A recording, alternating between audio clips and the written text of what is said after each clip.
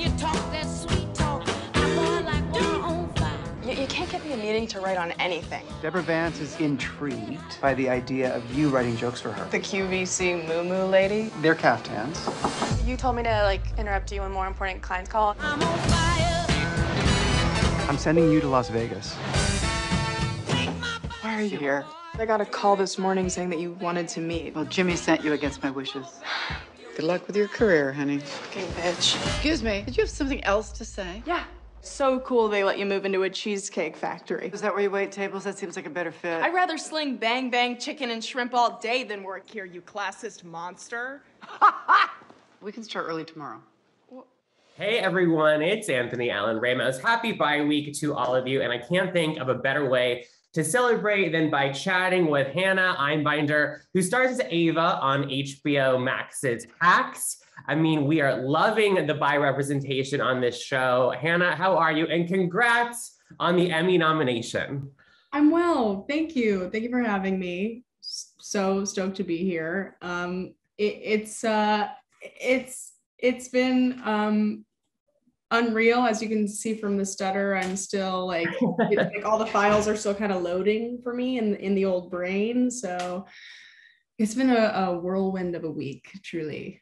Let's talk about the Emmys. Hannah Einbinder, as Jean said, which was so great. You looked so happy to see her take home that Emmy. What was, that moment like for you? Tell me everything.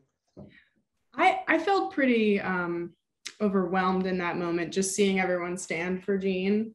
I just want to put it sort of out there that is how we have always greeted Jean. Everyone stands, everyone rises. So it's good to see everybody getting on the same page where we've all sort of already been.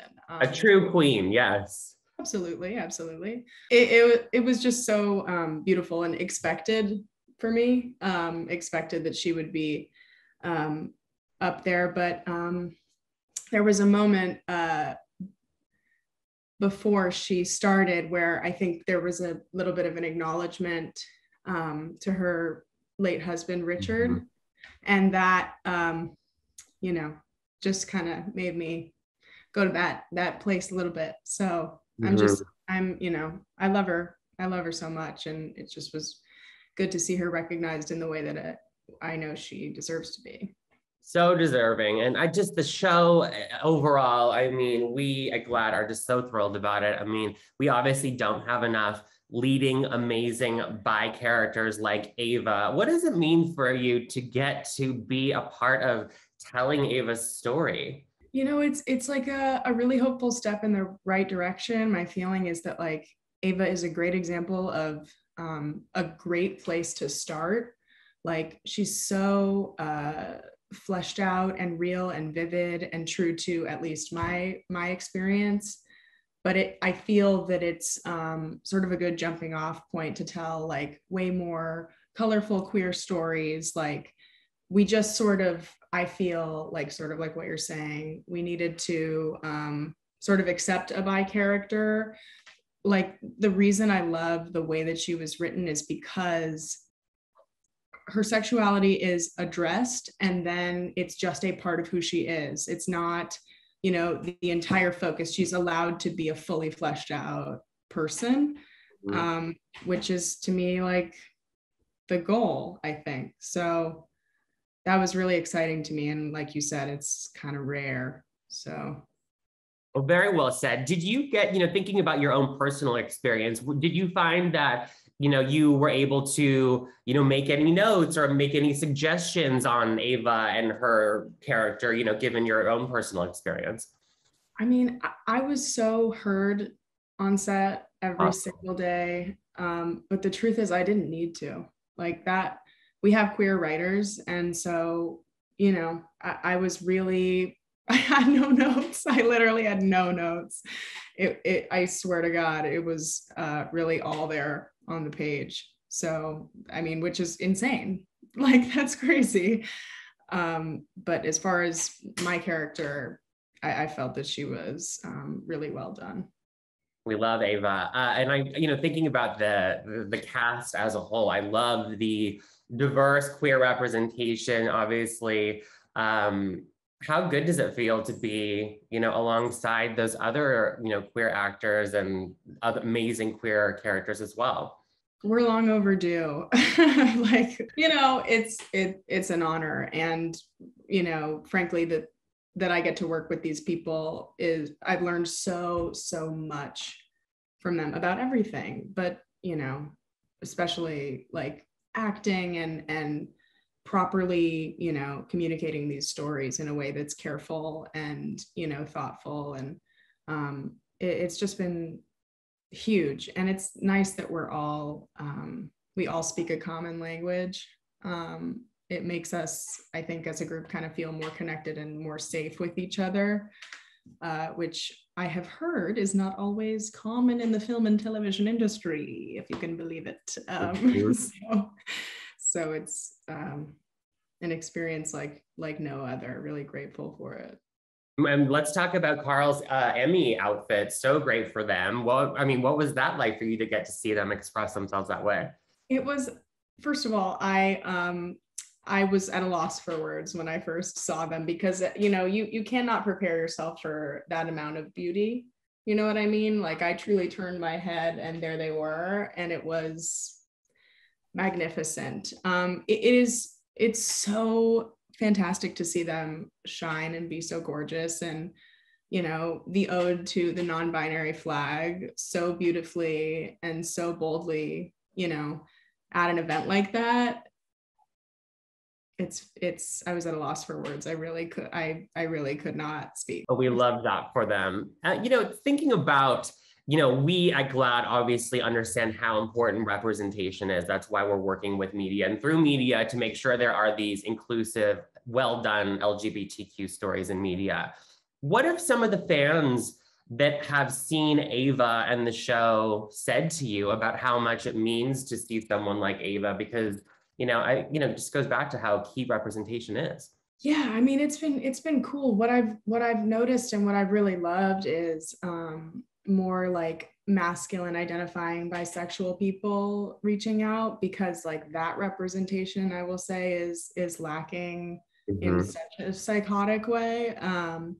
And just like, even if maybe Ava's experience isn't fully aligned with theirs, like them just seeing the way that she is carried out on screen and feeling like, oh, cool, like maybe there's, hope for more, stories around bisexual people.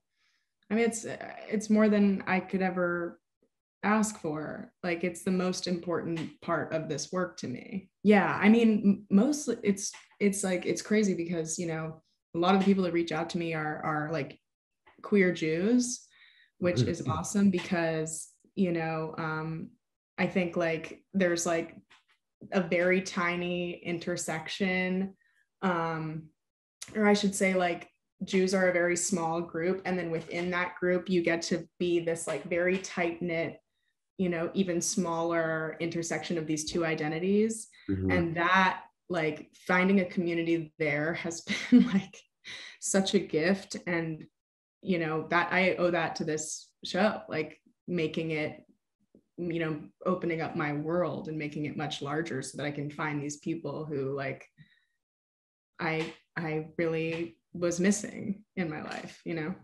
I'm so glad that you had that. That's fantastic. Thinking about the bisexual community, there are still so many misconceptions, even within our own queer community. Some people don't think that being bisexual is actually a thing or it's possible. What do you say to people that don't understand what being bisexual really is?